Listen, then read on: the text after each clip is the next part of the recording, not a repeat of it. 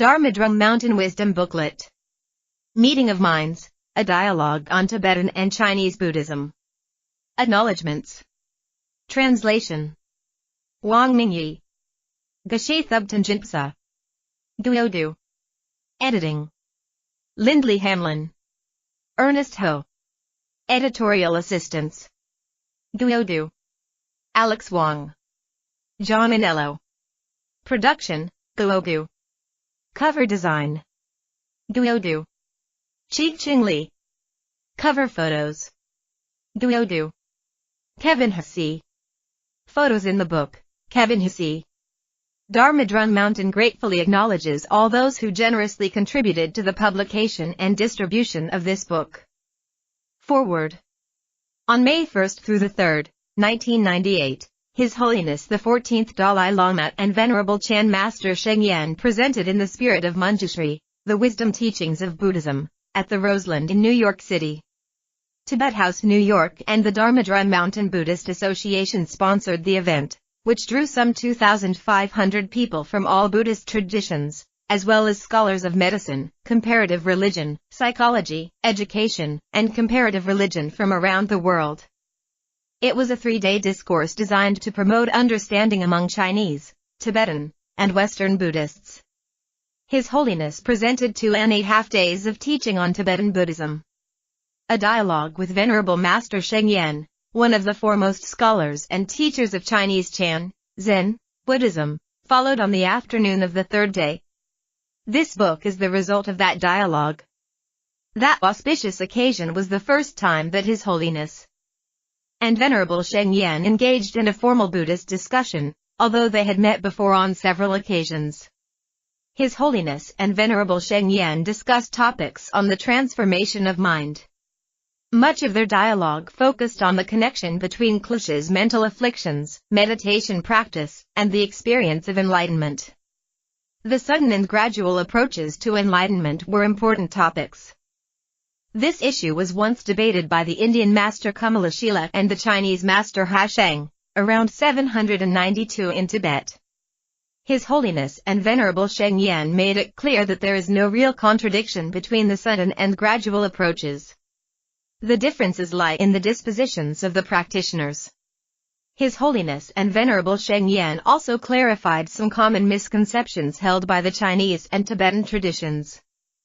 Chinese Buddhists often believe that Tibetan Buddhism emphasizes esotericism, and Tibetan Buddhists often believe that theirs is the most complete Buddhist teaching.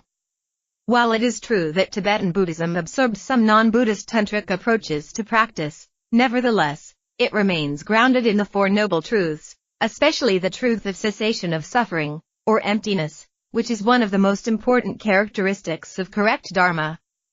Although Chinese Buddhism did not incorporate translations of late Indian Buddhist scriptures, it nevertheless continued the teachings on emptiness in a dynamic way, which eventually flowered into Chan Buddhism. According to historians, Chan also had an important impact on the meditative traditions of Tibetan Buddhism. This dialogue between two Buddhist masters symbolizes the commonality between all Buddhist paths of awakening, and it celebrates the meeting of two great minds.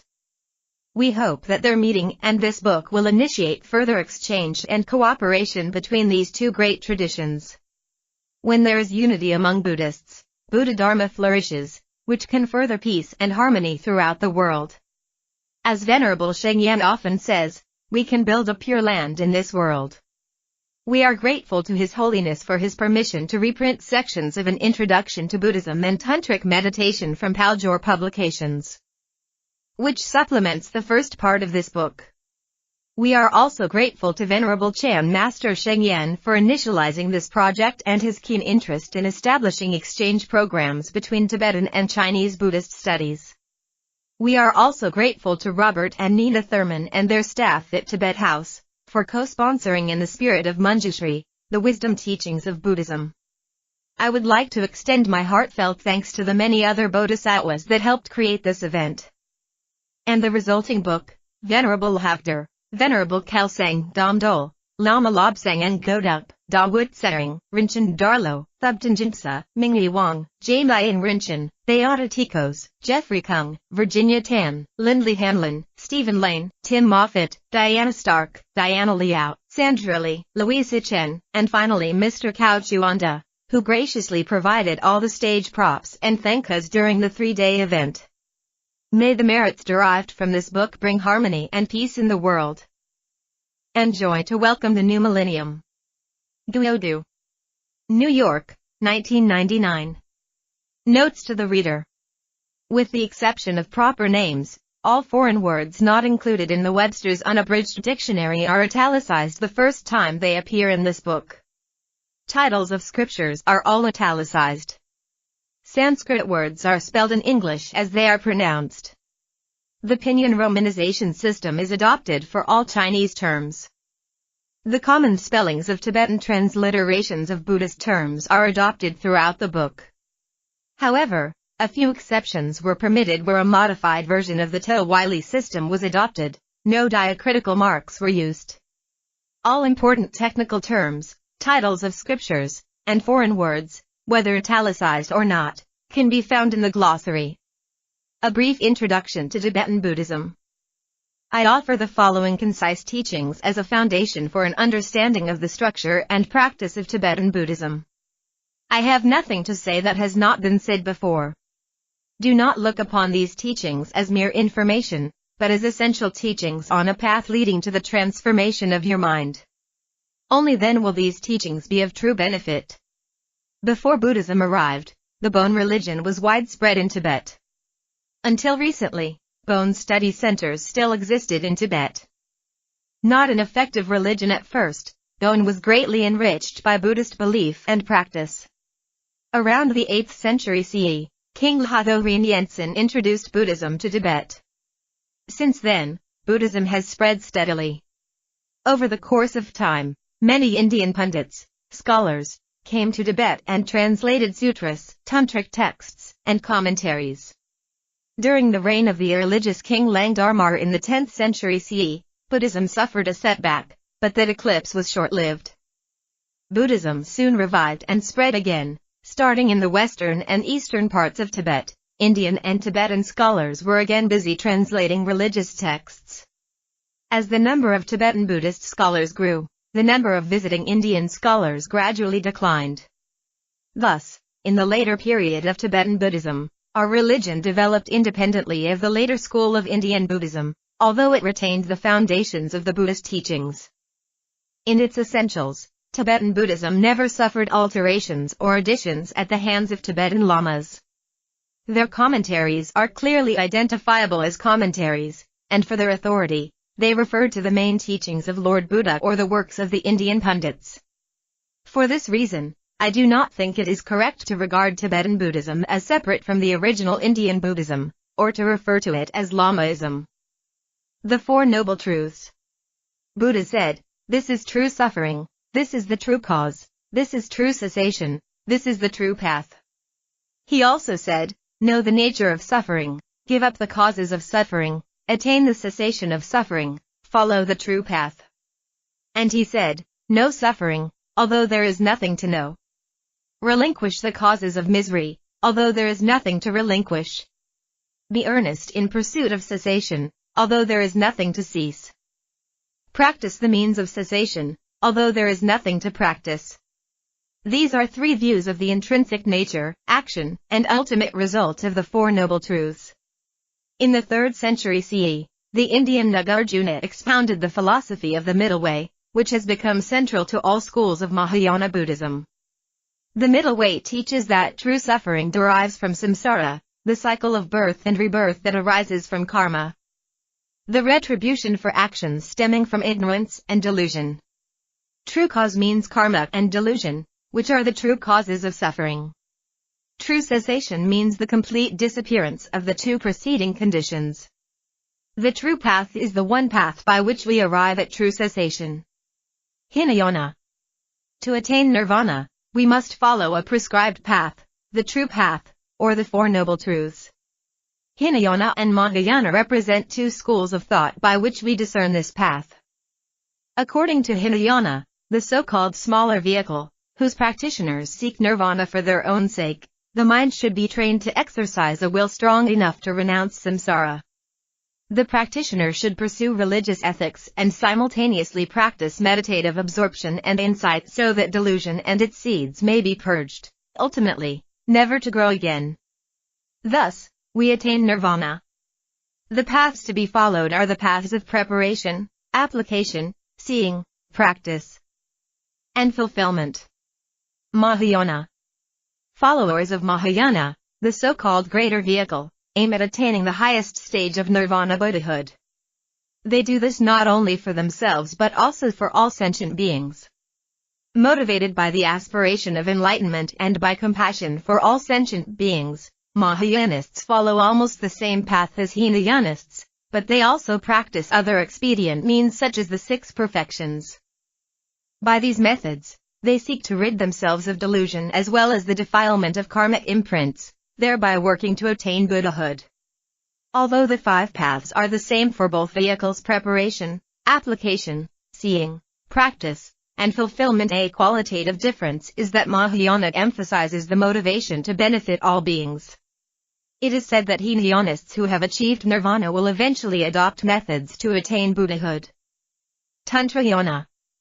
The paths I have mentioned are doctrinal paths that aspirants must follow to provide a sound foundation before practicing Tantrayana, the way of yogic methods. The Tibetan school took great care before introducing any tantric doctrine. Spiritual teachers always investigated whether the doctrine was among those the Buddha preached. Competent pundits submitted it to logical analysis, and tested it in the light of experience, before confirming its authenticity and adopting it. This process was necessary because there were many non-Buddhist tantric doctrines that were apt to be confused with those of Buddhism because of their superficial resemblance. Tantrayana falls into 4 classes and includes a vast number of treatises that cannot be enumerated here. In the simplest terms, according to this system as already explained, negative karma is considered the cause of the various kinds of misery we suffer. Negative karma results from delusion, which is essentially the product of an undisciplined mind. Therefore, the mind needs to be disciplined and controlled by exercises that stop the flow of harmful and negative thoughts. This flow can be stopped and the wandering or projecting mind brought to rest by concentration on the makeup of one's mind. One can also focus one's mind on external objects to diminish negative thoughts. For this practice, one needs strong contemplative powers. The figures of deities have been found to be the most suitable objects, thus resulting in many images of deities in Tantrayana. In some cases, progress is achieved through strong faith and devotion, but generally, progress is achieved through the power of reason. And, if one follows the transcendental path of Tantrayana, reason itself will inspire heartfelt conviction. An outline of the practice method of Buddhism. The perfection of Buddhist practice is achieved not merely through superficial changes, such as leading a monastic life or reciting sacred texts. Whether these activities in themselves should even be called religious is open to question, for religion should be practiced in the mind. If one has the right mental attitude, all activities, bodily action, and speech can be religious. But if one lacks the right attitude, that is, if one does not know how to think properly, one will achieve nothing, even if one's whole life is spent in monasteries reading the scriptures. The first requirement of Buddhist practice, therefore, is transformation of mental attitude. One should take the 3 jewels Buddha, Dharma, and Sangha as the final refuge, take into account the laws of karma and its consequences, and cultivate thoughts that will benefit others. Being earnest in renouncing worldly interests. A practitioner will find great joy. Many followers of the Tibetan school have renounced the world in this way, and they possess an indescribable mental and physical satisfaction. However, such renunciation of the world is not possible for everybody, because it requires great sacrifice. What kind of dharma can we prescribe for ordinary people? Ruling out immoral acts, any activity that is useful and productive in promoting the happiness of others can certainly go together with practicing the Dharma. Salvation can be achieved by merely leading a household life. We have a saying, people who make no mental effort, even if they remain in mountain retreats, are only accumulating causes for a descent into hell. There is an old Tibetan story. Long ago, there was a famous lama named Drum. One day, Drum saw a man walking around a stupa. "It is good for you to walk around the stupa," Drum said, "but wouldn't it be better if you practiced religion?" The man said to himself, "I had better read a holy book than don't," and so he started a laborious course of reading. One day, Drum happened to see him again. "Reading from a holy book is, of course, good," Drum said, "but wouldn't it be better if you practiced religion?" The man thought, "It seems even recitation is not good enough. How about meditating?" Not long after, Drum saw him in meditation. He said, "I admit that meditation is good, but wouldn't it really be better if you practiced religion?" The man was bewildered.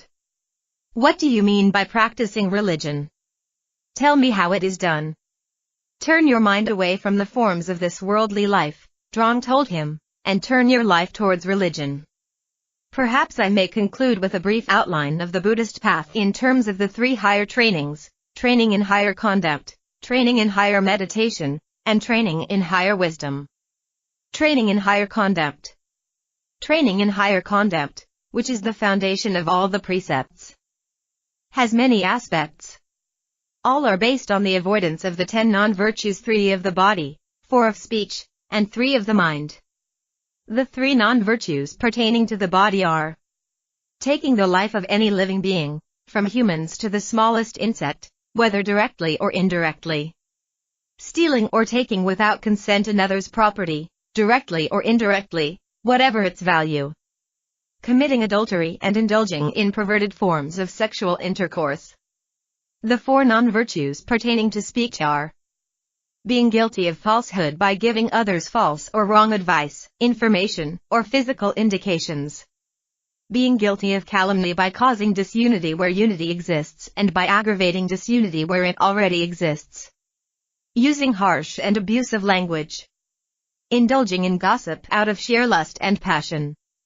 The 3 non-virtues pertaining to functions of the mind are coveting, or desiring to possess, something that belongs to others.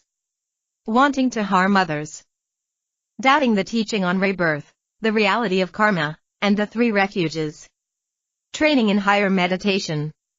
Training in higher meditation helps the practitioner fix the mind on a single object and develop mental quiescence or shamatha. The technique consists of withdrawing the mind gradually from sense objects and conceptual notions so that the mind becomes unwavering, steady, and calm. Such a mind can concentrate on any object of merit with ease. To accomplish such a state of realization, many prerequisites are necessary. To be brief, according to Bodhisattva Maitreya, practitioners must avoid the 5 shortcomings and cultivate the 8 introspective mental attitudes. The 5 shortcomings are laxity resulting from a lethargic attitude toward meditation, forgetfulness of the meditation object, distractions of the mind, usually lust, inability to prevent these distractions, imaginary interruptions, and the use of false countermeasures. The 8 introspective mental attitudes are conviction in the virtue of meditation and the ability to discern shortcomings, the earnest desire to meditate and the ability to do so, perseverance and a joyful frame of mind, experience of mental and physical pliancy, conscientious effort to focus on the object of meditation, awareness of any inclination toward sluggishness or intense agitation, immediate readiness to counter distraction the moment it is perceived, relaxation of countermeasures when the objective is already accomplished. The 9 stages of concentration are fixing the mind on the object of concentration, endeavoring to prolong the concentration, perceiving immediately any diversion of the mind and bringing it back to the object of concentration, maintaining a clear conception of even the minutest detail of the object, strengthening the effort by realizing its virtues, dispelling any adverse feeling towards meditation, maintaining equanimity by dispelling disturbances, taking concentration to its furthest limit, abiding in meditative equipoise without assistance or the effort of memory or consciousness. Training in higher wisdom. Training in higher wisdom is concerned with developing two kinds of wisdom. Wisdom that comprehends the relative nature of things, or empirical knowledge. Wisdom that comprehends the absolute nature of things, or transcendental knowledge. I will briefly describe one more type of wisdom here, the wisdom that destroys all moral and mental defilements, and destroys defilements caused by the power of discriminative thought, the wisdom that comprehends shunyata. Shunyata. Shunyata, the nature of emptiness, is the ultimate reality of all objects, material and phenomenal. Shunyata is neither affected by the powers of the Buddhas, nor dependent on the karmic fruits of sentient beings. Shunyata simply exists, and its nature pervades all elements. Accordingly, by their very nature, all dharmas are empty. To quote from a sutra, whether the Buddhas appear in this world or not, shunyata, the ultimate nature of all objects, is absolute and eternal. Shunyata is the negation of a permanent self and of independent existence. A dialogue on Tibetan and Chinese Buddhism. Venerable Shengyen. Buddhism was transmitted from India to China in the 2nd century of the Common Era and to Tibet in the 7th or 8th century CE.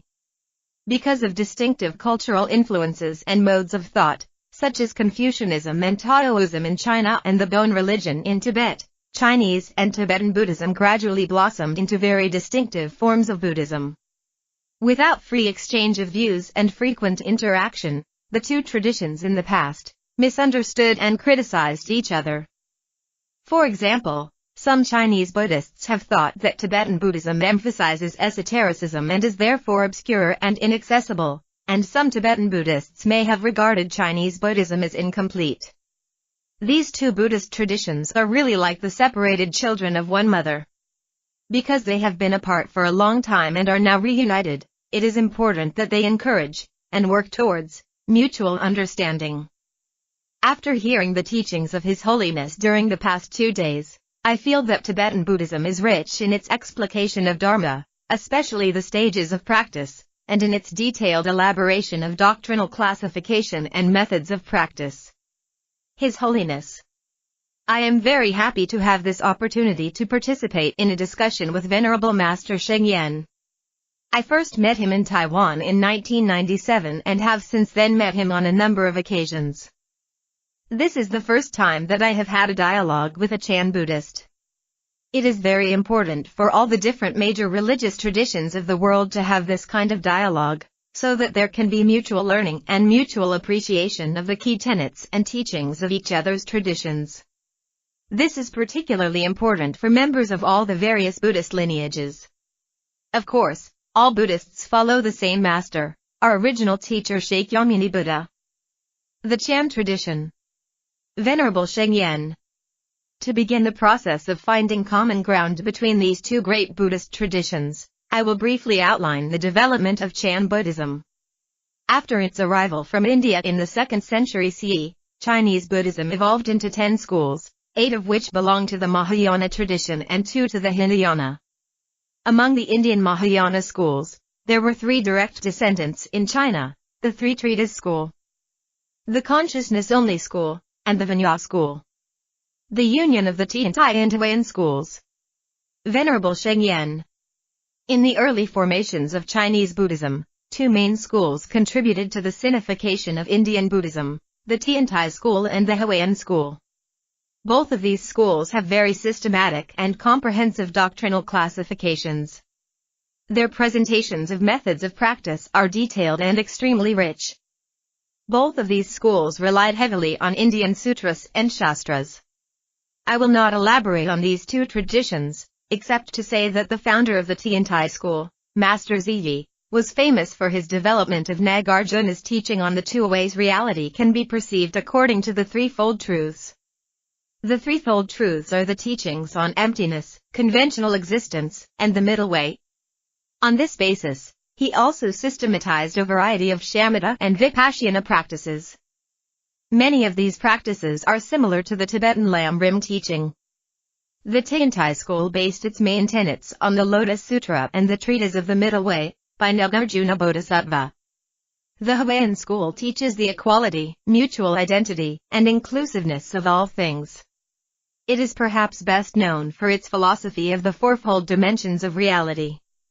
The teaching that reveals the realm of phenomena based on the doctrine of Hinayana. The teaching on the underlying principle of phenomena based on the doctrine of the consciousness only and the middle way schools. The teaching on the unobstructed interrelation between principle and phenomena based on scriptures such as the Vinlakirti Sutra. The teachings of the unobstructed interrelation between each and every phenomenon based on the Avatamsaka Sutra, from which the Huayan school took its name thus. The Huayan teaching is really a harmonization of all systems of thought within Indian Buddhism. In addition to the Avatamsaka Sutra or the flower ornament scripture, the Huayan school also appropriated teachings from the commentary on the Sutra of the Great Transcendent Wisdom, by Nagarjuna, and the 10 stages of the Bodhisattva scripture. Chan later transmitted to Japan as Zen is a kind of culmination of these two schools, synthesizing the best of both traditions in its main teaching. Furthermore, since the emergence of the Chan school, it has gone through several periods of transformation.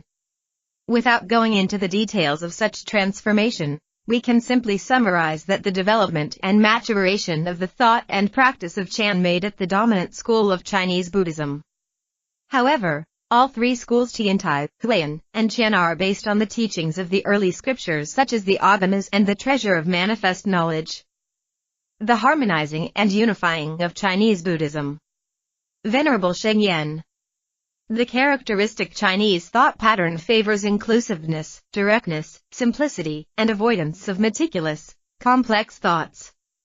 Probably the most influential and illustrious figure in the history of the Chan school was the sixth patriarch, Huineng. The wisdom of Huineng in particular, that gathered in the Platform Sutra reflects this characteristic pattern of thought, which harmonizes and unifies all of the main tenets of Chinese Buddhism. The story of Huineng's own enlightenment is interesting in this regard. One day, he overheard the words from the Diamond Sutra, "Not abiding anywhere, give rise to mind." This single line revealed to him the heart of Mahayana Buddhism: emptiness and compassion. Two other sutras that contributed to the development of Chan are the Lankavatara Sutra and the Vinlakirti Sutra. The main teaching of the Lankavatara Sutra is the idea of Tathagata Garbha, or Buddha nature, that we are all endowed with the potential to reach Buddhahood. The Vinlakirti Sutra reveals that in order to reach genuine enlightenment, practitioners must relinquish attachment and dualistic discrimination. In other words, we must put down all of our afflictive emotions, or kleshas. To shatter the shackle of kleshas is to be free of all obstructions to the Buddha's insight into the nature of reality. Only then will one know, for the first time, the non-duality of afflictions and wisdom, samsara, and nirvana, good and bad. Being free from contrivance and abstract conceptualization, one can be in perfect accordance with what the Buddha sees and what the Buddha knows. The methods of the Chan school vary from teacher to teacher. In early Chan stories, Bodhidharma, the first Buddhist patriarch in China, had an interesting dialogue with his student Huik, who became the second patriarch. One day, Huik sought out the help of Bodhidharma to pacify his afflicted and vexed mind. Bodhidharma told him, "Bring me your mind and I will pacify it." When Huik could not demonstrate his mind, Bodhidharma said, "There, I have already pacified your mind." Upon hearing this, Huik was greatly enlightened. In essence, we see a similar dynamic functioning of wisdom in Bodhisattva Manjushri. In one sutra, someone asks Manjushri, "You are the teacher of Buddhas in the past, present, and future. When will you yourself attain Buddhahood? And how long have you been cultivating the Dharma?" Bodhisattva Manjushri's reply was quite interesting and unusual. "How long do you plan to ask such questions?" The enlightenment of which Chan masters speak is not attained by any fixed method. The main point is to understand and recognize the mind of kleshas, or mental afflictions. The traditional methods of practice in Indian Buddhism were indeed quite difficult. One had to proceed by practicing the 5 methods of stilling the mind, beginning with counting one's breath. Then, one progressed through the stages of investigation, waiting, joy, and bliss before reaching meditative equipoise or mental quiescence. In this view, Buddhahood was a distant goal indeed. The teaching of Chan aims at freeing oneself from dualistic deluded thinking. When discriminations arise, when we persist in labeling something as good or bad, as a like or a dislike, we then must try to locate this mind in the immediacy of the present moment and dropping all clinging. When one cannot find this discriminating mind, it is possible to gain the realization of emptiness. Hearing this, some people may conclude that Chan practice is a shortcut for the lazy. By no means. Chan also requires cultivation of precepts, concentration, and wisdom. If one's mind is not pure, one's conduct will not be pure. Therefore, one must begin by cultivating the precepts individually. Cultivating precepts simply means doing what one should do and not doing what one should not do. At the same time, if one truly wants to practice Chan, Bodhicitta, arousing the mind of altruism to benefit others is necessary. To do this, one should receive the Bodhisattva precepts and take to heart the 3 cumulative pure precepts of a Bodhisattva. The 3 cumulative pure precepts are ending all non-virtue, cultivating all goodness, and delivering all sentient beings. In fact, I believe that these 3 cumulative pure precepts are in perfect harmony with the teaching of the 3 principal paths, renunciation, Bodhi-mind, and the correct view of emptiness, as taught by His Holiness. If a person has already seen Buddha nature, the nature of emptiness, and has eradicated all afflictions of mind, formalities and sectarian roles of conduct become useless because all conduct naturally will accord with the precepts. For example, the great Chan master Baishang, 720–814, said that he had not violated the precepts of the Buddhist path, nor would he allow himself to be bound by them. We should note that Master Baishang was famous for establishing an early set of rules for Chan monastic discipline, called the Pure Rules of Baishang, which in essence replaced the Indian codes of conduct for monks.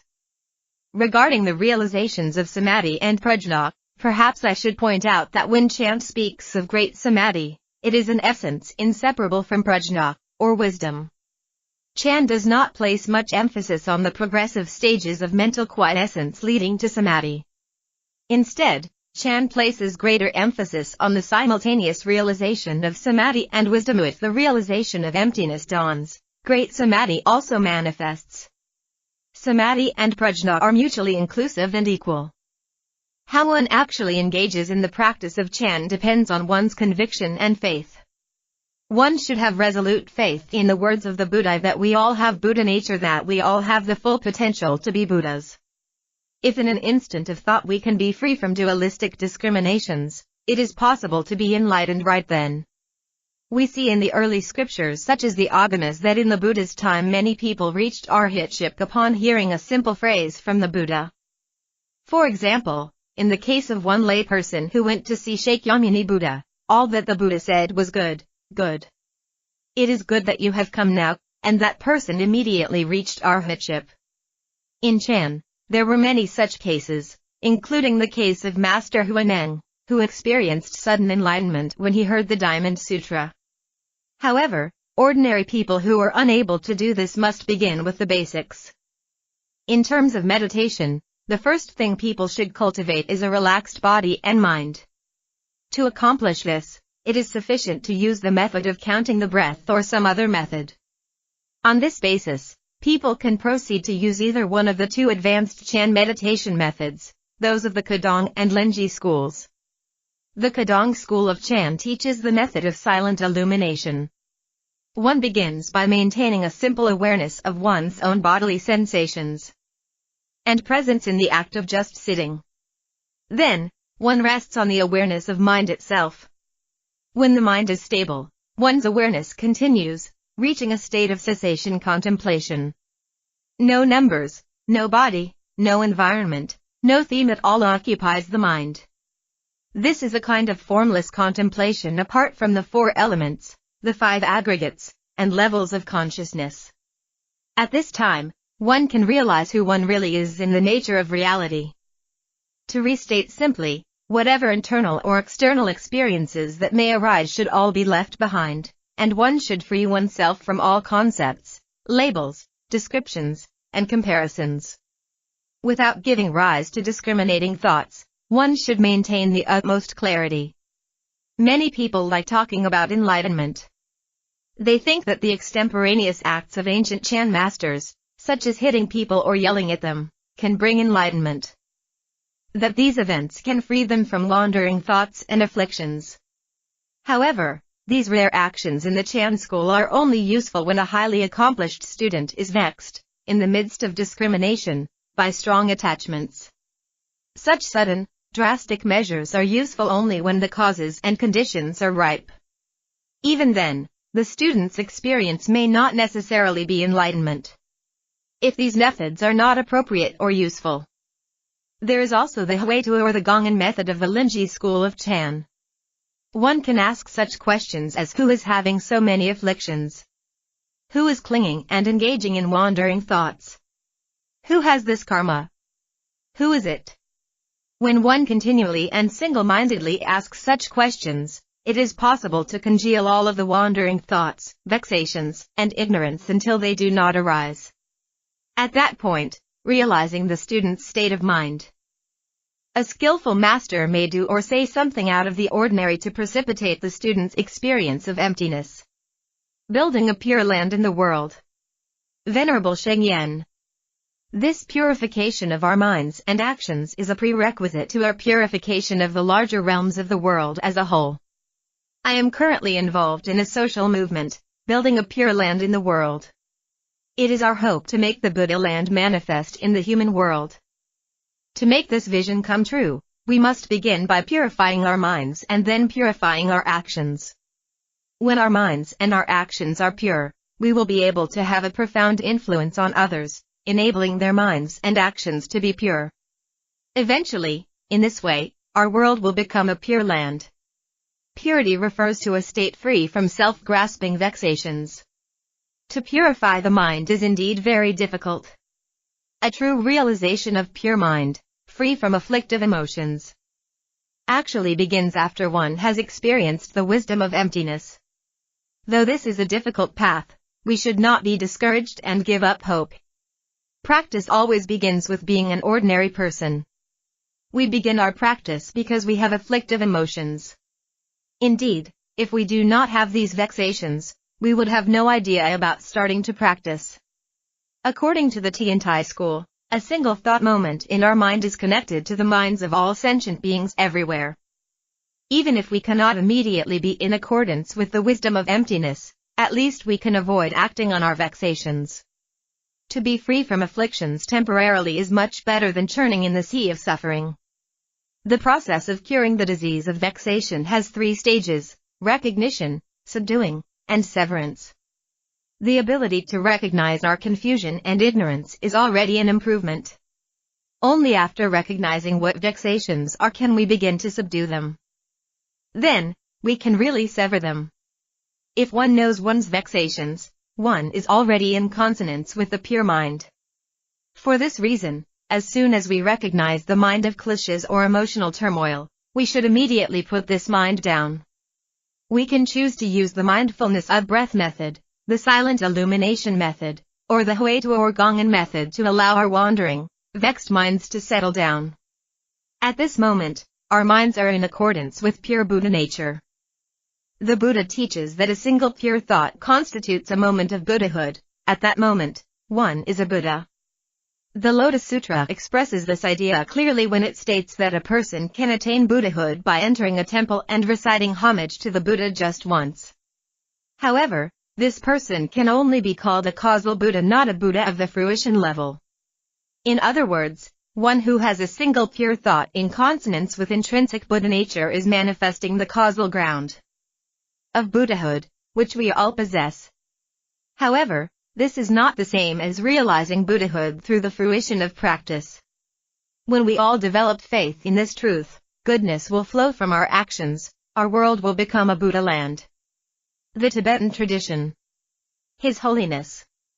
Earlier today in our private meeting, I was very impressed and pleased to hear that Venerable Shengyen once spent 6 years in solitary retreat. Listening to your presentation of Chan Buddhist teachings, My immediate and very profound feeling was that I was listening to words of wisdom from someone who is very experienced and a great practitioner. For all of us, to have knowledge of Dharma is indeed very important, but perhaps what is more important is to put that knowledge of Dharma into practice. Listening to your explanation of Chan Buddhism, I jotted down a few questions that I would like to ask. First, in which century did Master Huineng live?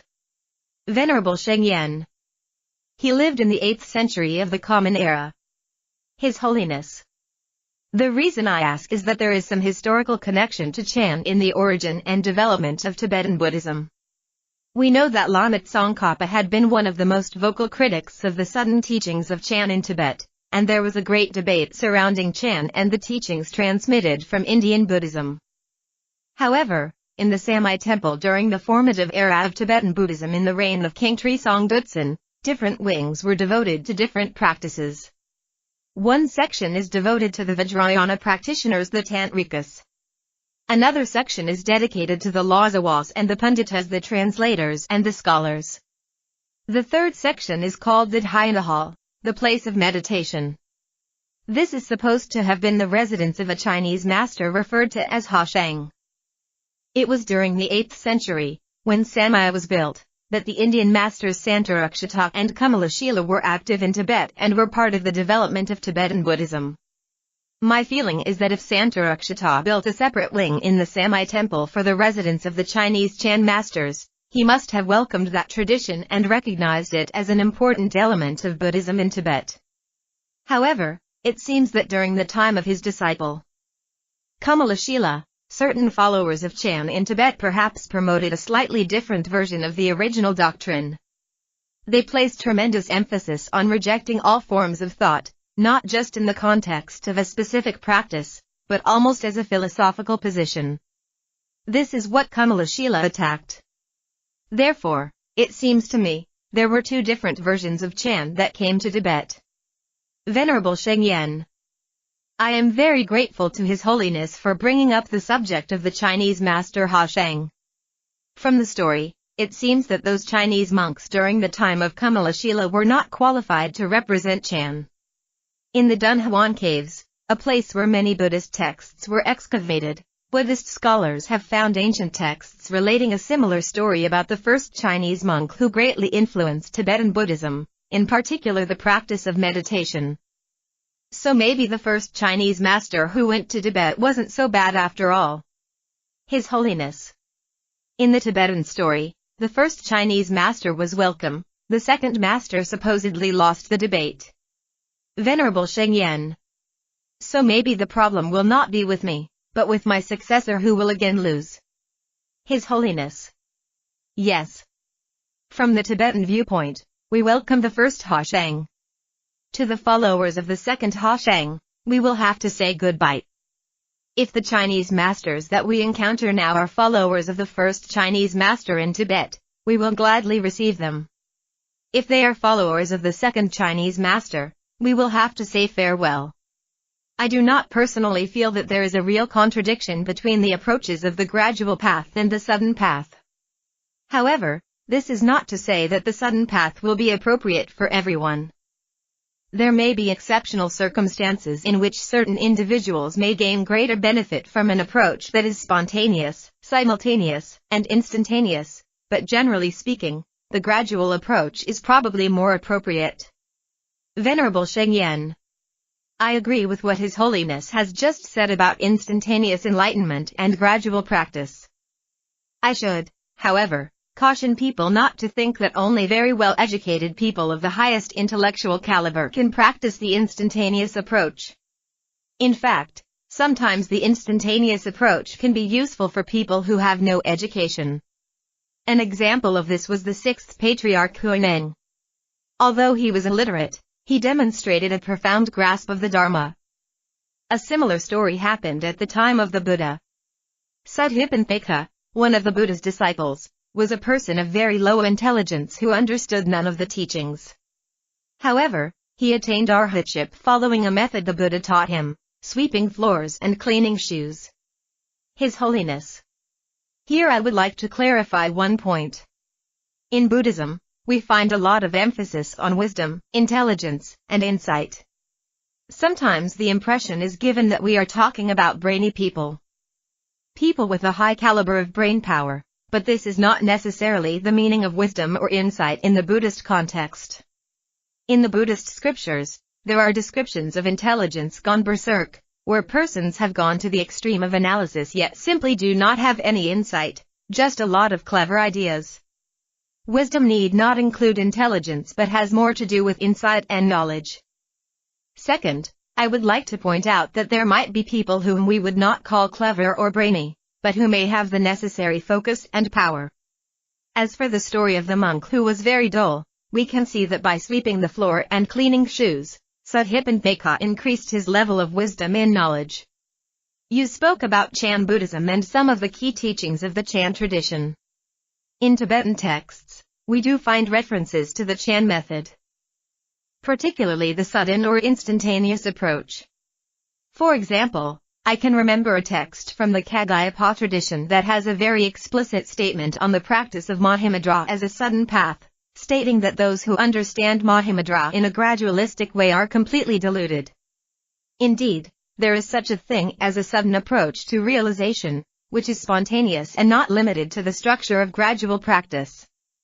We also find such expressions as simultaneity of knowledge and liberation in the writings of the Sakyapa tradition, particularly in the practice of Rzogchen pronounced Dzogchen of the Nyingmapa tradition. In the Gelugpa tradition, even Lama Tsongkhapa accepts the notion of simultaneity and instantaneous liberation.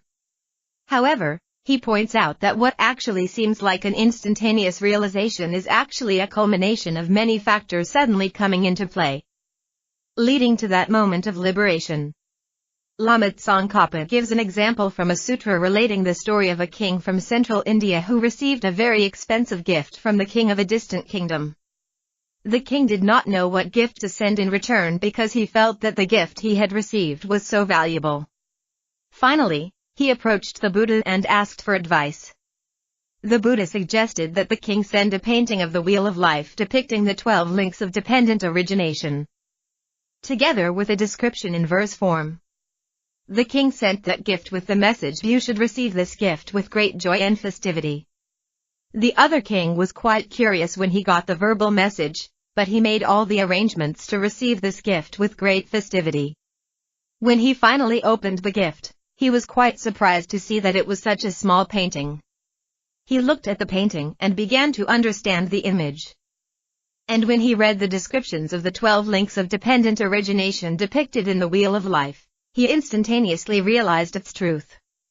This experience occurred suddenly, out of the blue, simply as a result of the visual experience of the painting and a statement of its meaning. From Lama Tsongkhapa's point of view, although the actual event may be instantaneous, it is the result of many factors coming together. The final, momentary event operates as a spark, a catalyst. In the Tibetan tradition, masters do not use the stick, as the Chinese master did in your story, but in the Rzogchen teaching, there is a similar approach, wherein the practitioner shouts the syllable "Pe" with great force. It is said that when the syllable is uttered, the whole chain of thought processes is instantly cut off, and the practitioner experiences a sudden, spontaneous realization. This experience is described as a sense of wonderment and non-conceptuality, a state free of thoughts. Venerable Shengyen, will the practitioner remain in this state of wonderment? Is it just a momentary experience, or is it a prolonged experience? His Holiness. In response to this, there is a verse attributed to Sakyapandita, saying that between the gaps of different thought processes, inner radiance, or clear light takes place continuously.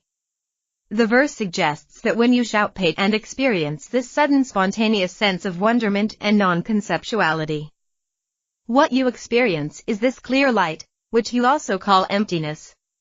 However, this experience is only momentary.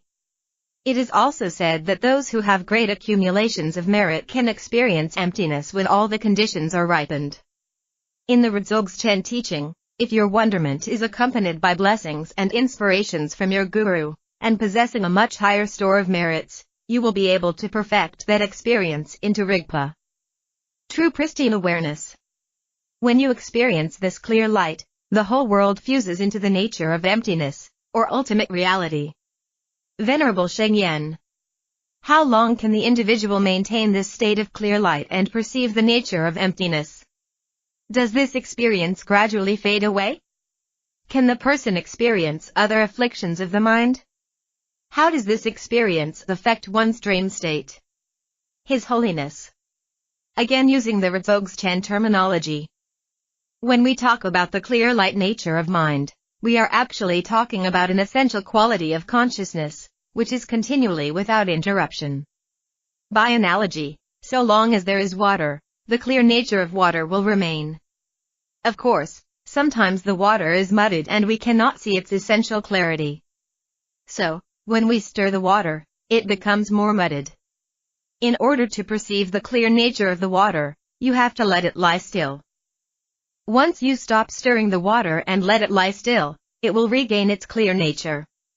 So it is only by stilling that muddied water that you will see the clarity of the water.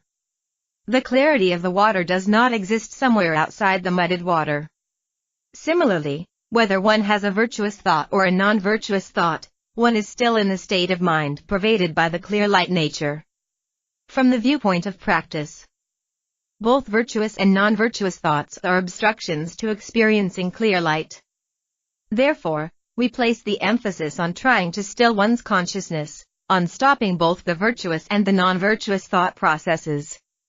Only then will one experience the clear light. We can see a lot of similarities or parallels between these teachings and those of the sudden, simultaneous approach of Chan Buddhism.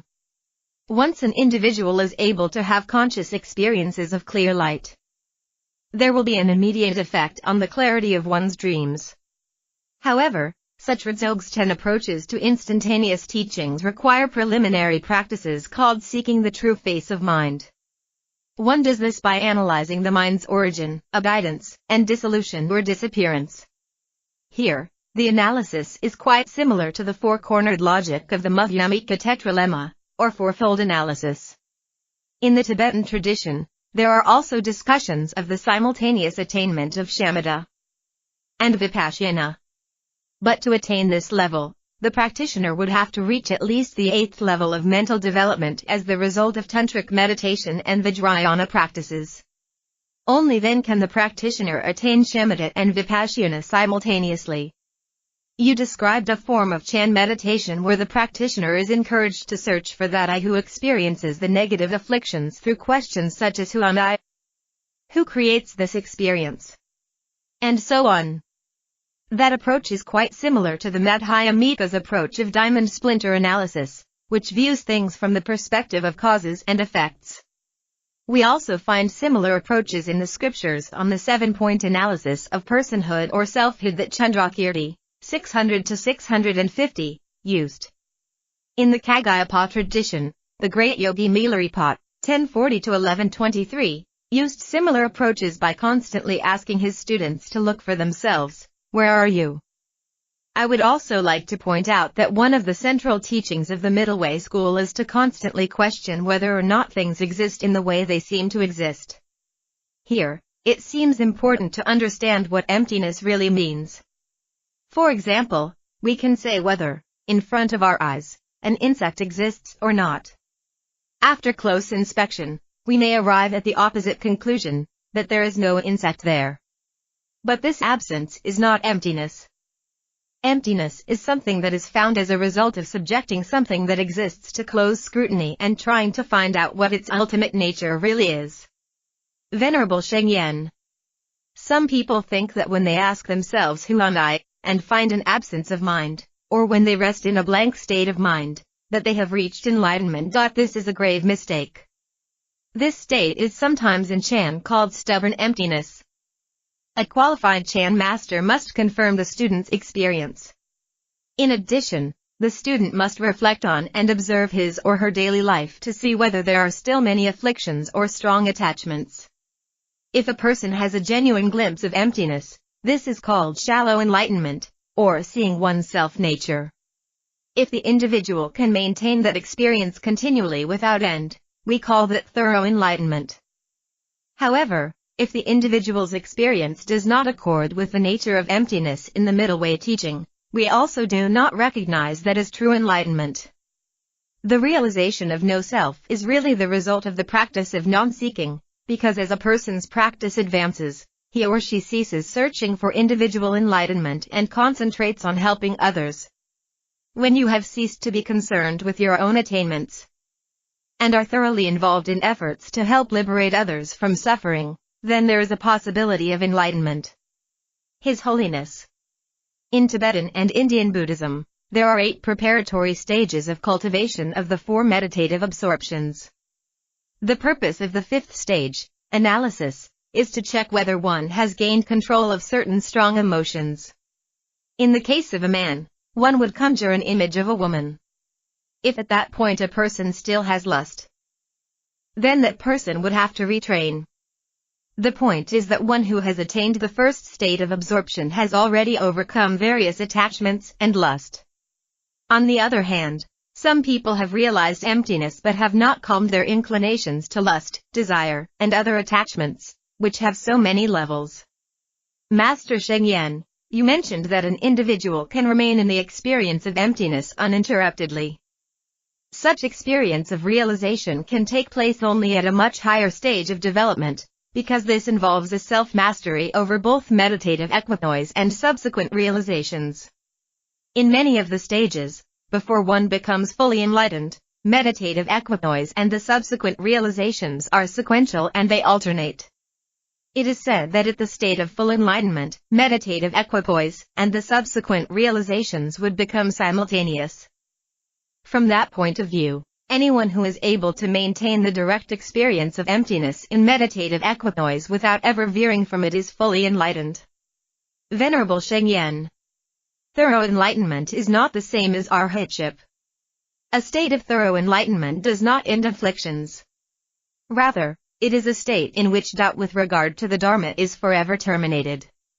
Fully enlightened people may still have afflictions, but they will not manifest them verbally or bodily. They are not free from all afflictions, but they clearly know the path of practice they must follow. Chan does not emphasize the sequential practice of dhyana. I have personally practiced sequential meditative equipoise or dhyana, however, the personal experience of seeing self-nature or emptiness is more important.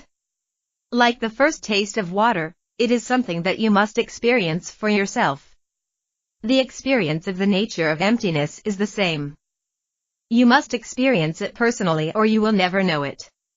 You may hear of it, but that is not good enough. Thorough enlightenment, however, differs from seeing self-nature, the initial experience of emptiness, in that you may return to the ordinary state of mind after you see your self-nature and not fully recognize how afflictions operate and manifest. A thoroughly enlightened person, whose mind is extremely clear, is fully aware of the workings of afflictions at all times. Furthermore, from the Chan point of view, a thoroughly enlightened state is not something that is maintained in meditative equipoise. Because this is the first time we have had such a dialogue, and we have so very little opportunity, it may not be very easy for us to delve into the details very clearly. It may take 2 or 3 days at least to clarify some of these issues. His Holiness. As the scriptures state, for practitioners who have directly experienced emptiness, its truth is inexpressible, beyond language and words. Without this direct experience, emptiness is only intellectual and conceptual understanding. I would like to refer to the Master Sheng Yen's new initiative, which involves building the purity of society and the environment around the purity of the individual's mind. I find this very encouraging because it is rather similar to and confirms my own approach. Often, I tell people that as far as liberation from samsara and suffering is concerned, in some sense it is the private business of an individual. However, at the level of community, it is more important to try to create what I would call the nirvana of society. In this society, strong negative emotions such as hatred, anger, jealousy, and such restless states of mind would be less dominant. So here I think there is a real meeting of minds. I would like to express my thanks for your new initiative. Venerable Sheng Yen. Talking to His Holiness is not like two beings from different worlds talking to each other. Our language may be different, but the basic ideas and concepts are the same. Thank you, His Holiness. In the future, it would be wonderful to have more of this kind of dialogue and discussion, especially on emptiness, at Five Peak Mountain in China. Venerable Shengyan. It is said that Manjushri's place sacred on this earth is Five Peak Mountain in China. Welcome everybody, and let's pray that we can return to the mountain soon. His Holiness. If we had the opportunity to engage in such dialogues on emptiness on Five Peak Mountain, Manjushri's sacred place, and if we still could not be blessed by Manjushri, perhaps we could conclude that Manjushri is empty.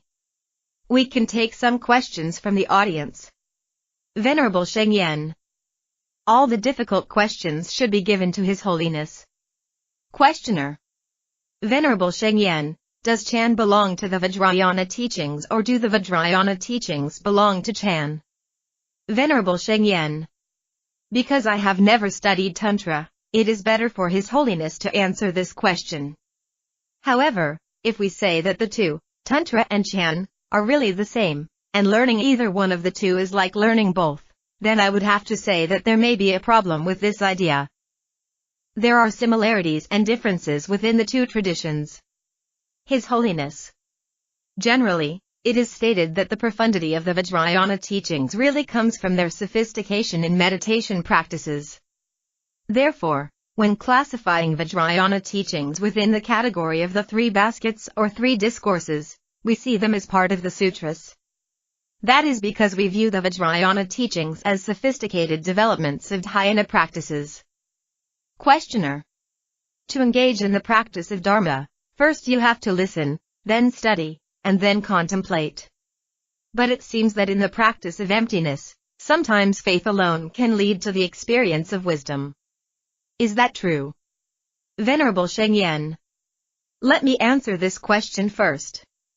When Chan Buddhists talk about enlightenment, they distinguish between enlightenment through intellectual understanding and actualized enlightenment or experiential realization. For example, if seeing dependent origination means seeing the Dharma, and that also means seeing the Buddha, is that enlightenment? Personally, I would consider that a kind of enlightenment through intellectual understanding. It is not the same as actualized enlightenment or true realization.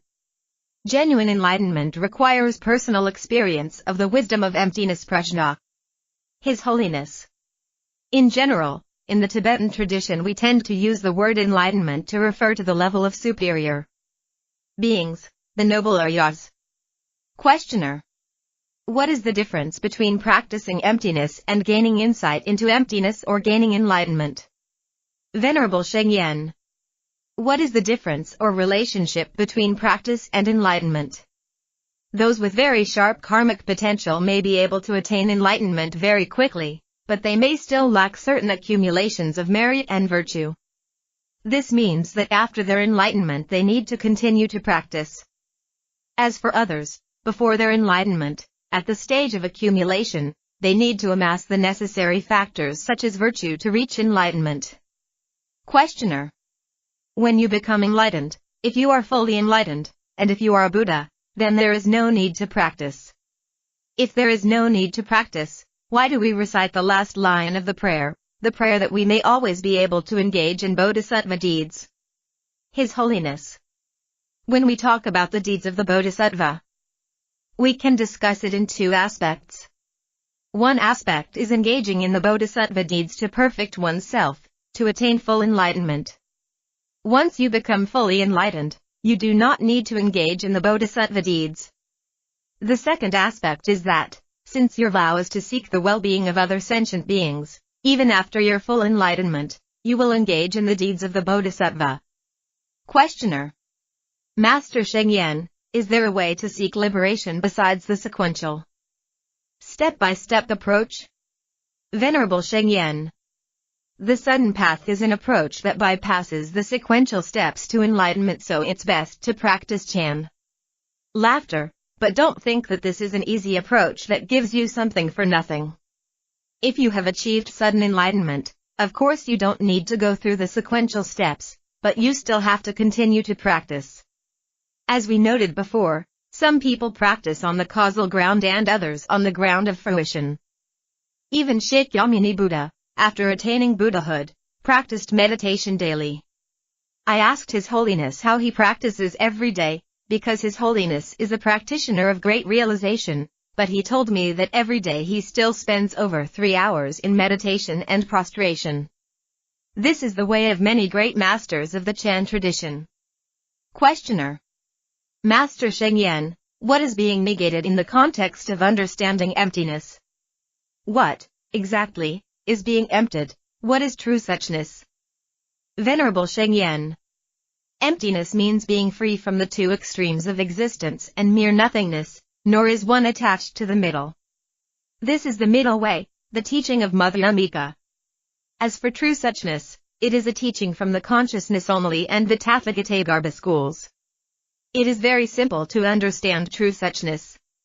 When you truly understand vexation, vexation is not different from true suchness. Foolish people who are enmeshed in all kinds of afflictions all the time, and do not recognize them, cannot know true suchness. If you know your own negative afflictions very well, then you are in accordance with true suchness. When all afflictions, including the very subtle vexations, have been eliminated, that is Buddhahood. So, I have to say that vexation is true suchness. Without afflictions or vexation, true suchness has no existence. True suchness is merely a conventional name. This may be very difficult to understand. Questioner. Venerable Shengyan, can one attain Buddhahood with just skillful means or wisdom alone? Venerable Shengyan. Comment to the interpreter. Why do you always pick out ones for me? Give some to His Holiness. Laughter in the audience. Questioner. Is there such a thing as clairvoyance and precognition? Can anyone comment on this? His Holiness. Often, when I asked questions of my senior tutor Ling Rinpoche, he came up with rather strange, sometimes quite strange answers. One day I began to suspect that he might have other sources of knowledge, so once I asked him directly, "Do you sometimes have clairvoyant experiences?" He said, "I don't know, but sometimes certain types of knowledge seem to arise in me that are rather weird. So, clairvoyance or precognition seems to be a real possibility." Of course, I have met people who claim to have clairvoyance, but I am rather doubtful and quite skeptical, but Ling Rinpoche is someone I have known since childhood, so I can trust him. But I have also met people who claim to have clairvoyance and precognition and act as if they possess such knowledge, but I must say I am rather skeptical in these cases. When I visited Taiwan, I noticed there was quite a sizable community of Tibetan lamas and monks. I warned them not to pretend to have high realization that they do not possess. Particularly, they should not pretend to have clairvoyant powers or precognition, because their pretense might be revealed. When talking about precognition or clairvoyance, we can say that theoretically, the ability to know is an inherent property of consciousness and mind, and even in our ordinary experiences, we sometimes have certain premonitions of what might happen. We may have premonitions in the morning, sort of a certain sense of intuition. These, I think, are indications of the seed for such cognitive powers that lie within us. It seems that through the application of meditative practices, and particularly single-pointedness of mind, we begin to sharpen the focus of our memory and mindfulness.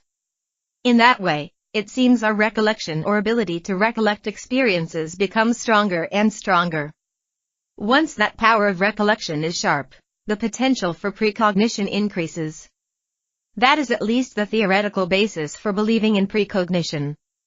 So, it seems that precognition or clairvoyance seems to arise in different forms in different people. During the 7th Dalai Lama's time, there was a highly realized master named Dagpyu Lobsang Denbij Gyaltsen, 1714-1762, who was universally recognized as someone with clairvoyant power. Once a great Gelugpa master, Jangyur Albe Dorje, 1717-1786, asked him, "How does this knowledge arise in you?" Dagpyu Lobsang Denbij Gyaltsen replied that whenever he had to seriously think about something, a given subject or matter, He would focus on the first image that appeared in his mind. On top of that bell would appear certain images, and patterns that arose would give him certain premonitions. Of course, in the highest Yoga Tantra teachings, there are specific practices that are supposed to enable people to develop that kind of power. The sutras do speak of clairvoyance, but usually based on visual and audio perceptions only, never through olfactory perceptions. Even in our ordinary experiences, we can cognize objects at a distance through our visual perception. Therefore, the power of clairvoyance is limited. Venerable Shengyen. There are definitely such supernatural powers as clairvoyance, and for a person with faith in the Dharma to deny the existence of such clairvoyance or supernatural power would be inappropriate. But Shakyamuni Buddha warned his disciples not to use such power carelessly. In fact, the Chinese Chan tradition forbids practitioners and masters to use or even to talk about such powers. Relating this ability to ourselves, we see that foolish people hope to gain such supernatural powers so that they can help themselves. People with wisdom, on the other hand, use their own insights to handle affairs in their lives. To use wisdom to resolve problems, all you have to do is use it once. Dealing with problems through supernatural powers yields only temporary solutions. The problems will not only not be resolved, but they will re-emerge. This dialogue is called appropriately the wisdom teachings, not the supernatural teachings. His Holiness. I would like to take this opportunity to express my special appreciation to Venerable Chan Master Shengyen. Venerable Shengyen. Thank you. End of dialogue.